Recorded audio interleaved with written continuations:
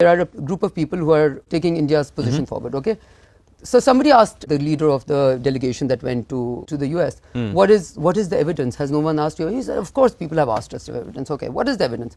Oh, the evidence insists that Pakistan has past precedents. The other evidence that he provided was that army personnel were saying their prayers behind what he claimed were terrorist dead bodies, who we have repeatedly shown to the international media also. In fact, I'm glad you mentioned that. I was coming to that. This is the photograph you're referring to. So you see, which is, if I can now just explain this to our viewers, because they need to understand this is how they're carrying this photo, right? Essentially, this image is, as you mentioned, a big part of India's global outreach, because they say that this shows Abdur Rauf. He's a US designated global terrorist.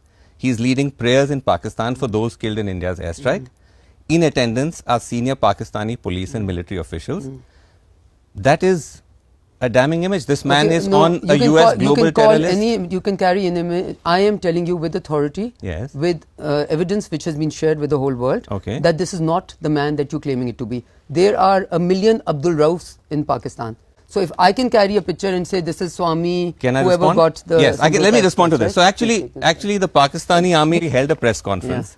They didn't say this image is fake. They said Rauf is not a terrorist. They said that he's a member of a political party, and they released his national ID number, if I can complete. They released his national ID number.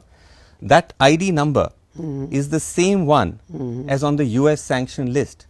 So according to the US sanctioned terrorist list, this man is a terrorist. The Pakistani army is defending him. The Pakistani is not defending, the Pakistani army is defending this man. The Pakistani army is not defending the person who is prescribed by the US. Most of the people who are prescribed by the US... national ID numbers are the same. The ISPR categorically has said that this is not the same person, and you just sat over here and told me that they said they just defended him and did not say it's not the same person. They categorically because of the national ID number. Okay, let's move on.